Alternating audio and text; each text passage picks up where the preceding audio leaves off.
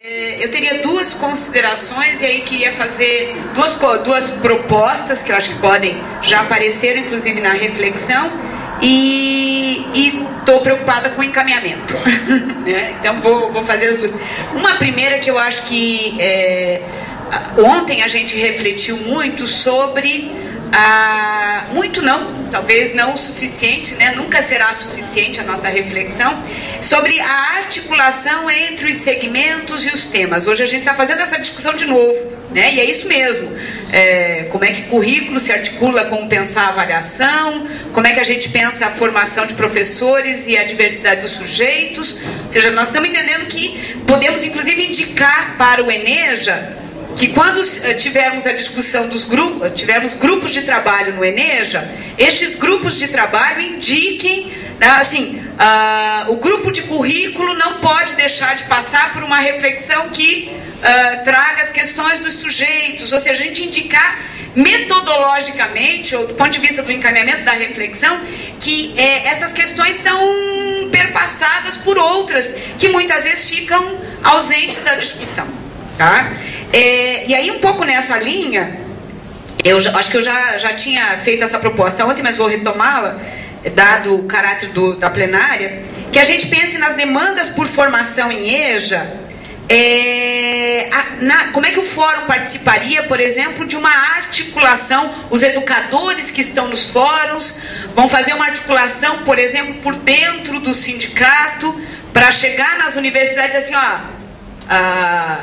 professores, gestores das IES, precisamos de formação em educação de jovens e adultos. Ou seja, como é que estes segmentos vão estar dialogando e vão estar contribuindo, inclusive, com quem está lá na universidade, que precisa desse fomento externo ali, até para fazer pressão, discutir recurso, enfim, dentro da universidade. Acho que precisaria esse movimento.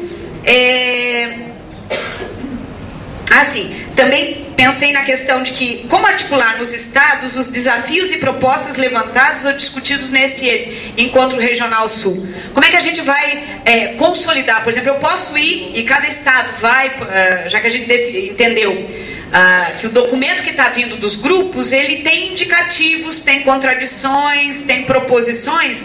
Como é que a gente volta a se debruçar sobre isso, considerando o nosso papel nas agendas estaduais? Como é que a nossa presença enquanto fórum nas agendas, no próprio segmento do qual a gente faz parte, tá? Queria indicar, e acho que esse é um nó estrangulador para a educação de jovens e adultos, a gente tem sim que se capacitar para pensar financiamento. Provavelmente o grupo que apresentou aqui, que veio trazendo as emendas e mostrando, deve ter falado grego para a maioria de nós. Ou seja, como é que a gente se aprofunda para pensar, quando vai dialogar lá com o gestor, o custo aluno-qualidade? O que é o custo aluno-qualidade do nosso aluno de EJA?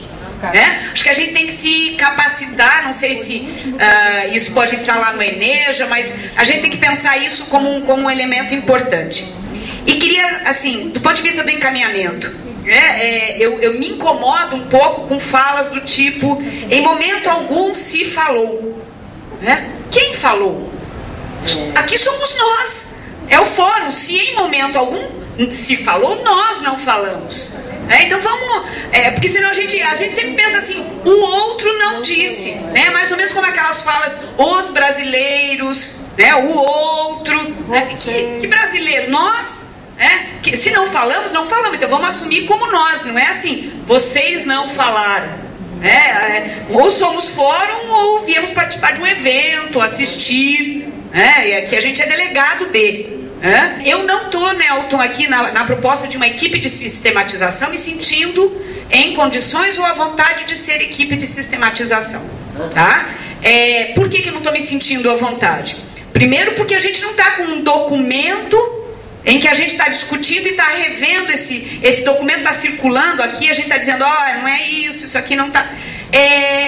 acho que é uma tarefa muito hercúlea e muito kamikaze, a gente produzir um documento, assim, nem vamos nos constituir equipe relatora porque estaremos cada um nos seus volumes de atividades fazendo isso. Então, o exercício que eu, por exemplo, que estou aqui na mesa, estou fazendo em relação às falas, é tentar registrar o máximo possível das considerações que estão sendo feitas, entendendo, inclusive, que quando ninguém diz, como disseram agora com o professor, né, não, está lá sim, eles retiram o que eu disse, né? Entendendo que se ninguém está fazendo esse óbice, é porque isso a gente está incorporando como um destaque importante.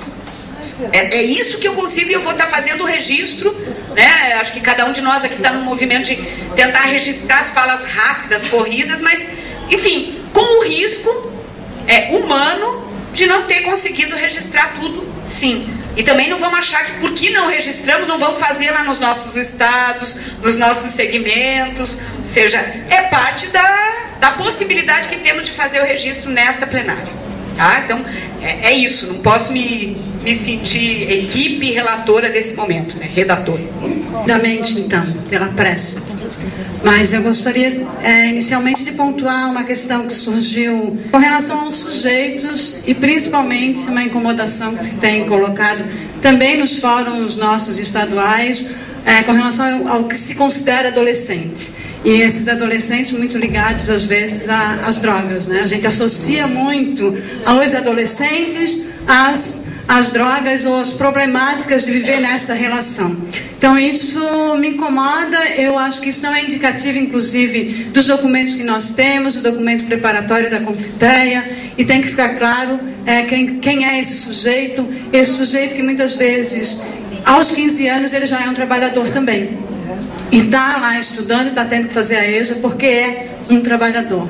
E mais que no fim a gente fica, as escolas colocam para nós na EJA, expulsam, e parece que a gente também não quer eles, e vira aí uma bola uma bola quente que não se sabe o que fazer. Então é preciso pensar sobre isso, né? As audiências públicas na época tinham apontado para a EJA a partir dos 18 anos, mas isso não saiu agora. Então é preciso cuidar com isso, com essas falas, que essas falas também de alguma forma marginalizam, né? E deixam de fora. Outra coisa que eu gostaria de pontuar é com relação ao formato do encontro. É o mesmo formato que se tem nos encontros nacionais. E agora sim, fazendo uma avaliação mais do encontro, nós temos um formato que foi pensado para 2 dias, colocamos ele em 1 dia e meio, com a mesma programação, querendo discutir, aprofundar, trazer para a plenária, encaminhar, criar um relatório, levar para o ENEJA em 1 dia e meio. Então, assim, eu penso que nós temos que pensar no formato dos EREJAs, agora do EREJA, né? Mas pensar no formato do ENEJA, porque eu já participei de alguns ENEJAs em que a plenária final fica completamente esvaziada. Nós estamos aqui com os colegas de Santa Catarina que já tiveram que sair. Nós estamos no ônibus que daqui a pouco nós vamos ter que ir também. Já estou aqui começando a ficar agoniada que nós temos um combinado com o motorista. Mas ainda estamos aqui. Então, gostaria de considerar isso. O formato, a forma como se coloca, discussões de peso, mas com um tempo muito curto, né? Então, é isso. Eu serei rápida porque alguns aspectos em relação àquilo que eu tinha pautado foram pontuados pela Cida e pela Regina agora, em relação à questão metodológica, ao desenvolvimento metodológico dos encontros, né? Se a gente tem aquela avaliação que a Annelise apresentou ontem, das nossas dificuldades na formulação das proposições, não é? Acho que a gente precisa rever o que é que faz com que a gente tenha tanta dificuldade, né? Para mim, o desenvolvimento metodológico da organização dos grupos é um ponto que precisa ser reavaliado, que a gente precisa rever, né? E também, claro, olhar o quanto que exercícios temos no coletivo de formulação, né? Que espaços temos frequentado de formulação. E aí, para pensar que o ENEJA pode possibilitar um outro jeito, então, não é? Se é possível nesse curto espaço aí ainda de organização.